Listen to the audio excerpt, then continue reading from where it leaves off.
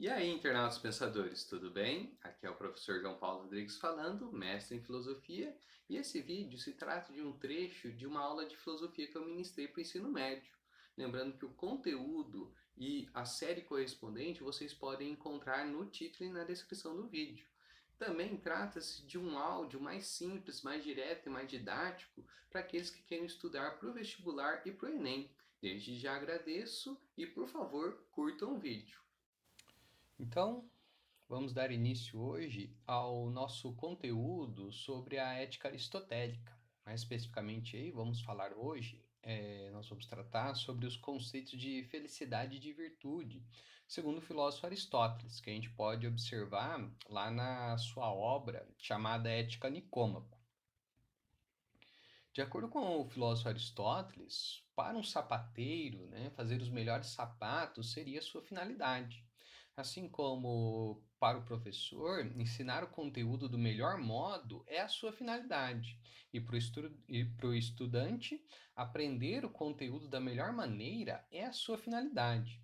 Porém, isso seria apenas uma finalidade particular, que cada pessoa busca de forma individual. Porque para Aristóteles existiria uma finalidade última que todo ser humano busca com essas ações. Algo que todo mundo quer alcançar, independente de qual finalidade particular cada pessoa teria.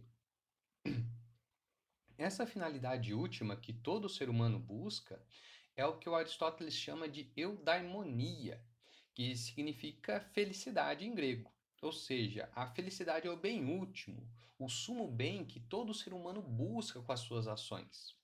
Por isso é que podemos dizer que a ética de Aristóteles é teleológica, segundo, segundo aí o filósofo, pois tenderia a um fim, já que telos, de teleologia, significaria fim, finalidade em grego.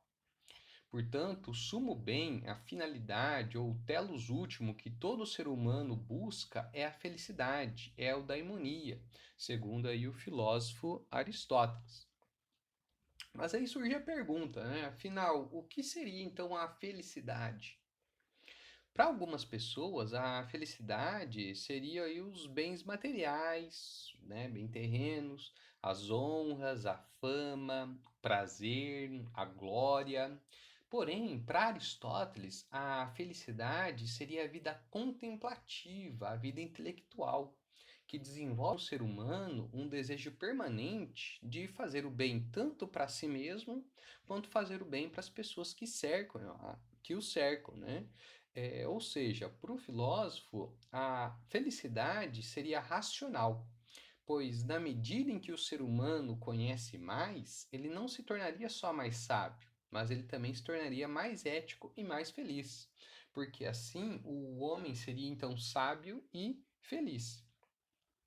Por isso, a busca por outras coisas pode até tentar nos aproximar da felicidade, mas não é garantia alguma de que a felicidade acontecerá de fato. Porque, afinal, muitas pessoas possuem riqueza, possuem fama, honra, glória, mas muitas vezes eles não são felizes de fato. Por isso é que a vida racional, segundo aí Aristóteles, é o que daria uma maior garantia ao ser humano dele ser feliz.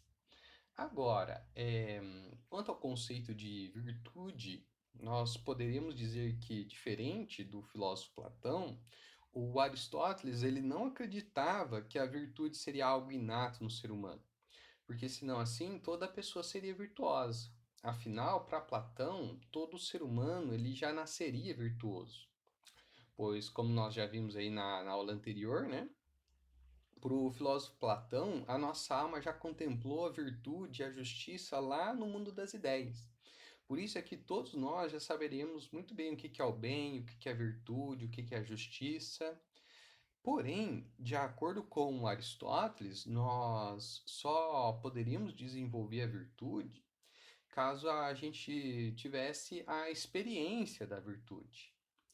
Pois aí, para o filósofo Aristóteles, o nosso conhecimento acerca do que é ético, ele só seria alcançado caso a gente aprendesse o que é a virtude por meio das nossas experiências de vida. Portanto, é que nem todo mundo seria virtuoso. Além disso, não é porque nós sabemos aí o que é o certo que a gente acaba fazendo o que é o certo sempre. E mesmo sabendo a importância da gente ser equilibrado nas nossas ações, em boa parte das nossas ações nós não somos equilibrados. Por isso é que, para Aristóteles, a virtude ela sempre deve partir de uma disposição da alma, uma vontade que a gente deve ter de ser virtuoso.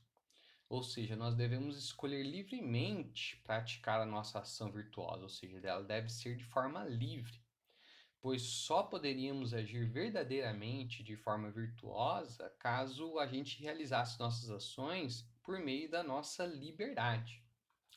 Agora, o ser humano ele só consegue adquirir a virtude através da prática da vida contemplativa e intelectual, ou seja, através da educação. Além disso, nós podemos dizer aí que, para Aristóteles, a virtude seria uma mediania, um nível intermediário aí entre o excesso e a falta, pois ser virtuoso é ser equilibrado em todas as situações. Por isso é que, para o filósofo Aristóteles, a virtude ela deve ser praticada sempre conforme aquilo que ele chamou de justa medida, para equilibrarmos as nossas ações entre o excesso e a falta. Para a gente ilustrar aqui essa ideia, né, de mediania, a gente pode tomar aí como um exemplo a virtude da coragem. Por exemplo, então, né, a falta da coragem é aquilo que a gente chama de covardia. Ou seja, quando nós pensamos muito sobre um assunto, mas temos medo de realizar essa ação. Ou seja, nós pensamos, mas não agimos. Já o excesso da coragem seria a temeridade, que é quando nós agimos sem pensar acerca do que nós estamos fazendo. Ou seja, nós agimos por impulso, sem refletir sobre as nossas ações. E já a coragem é saber pensar antes de agir, para que a gente possa aí calcular acerca de qual que seria a melhor atitude que nós poderíamos tomar diante aí de determinada situação. Ou seja, nós pensamos antes de agir e para que possamos agir então da melhor forma possível.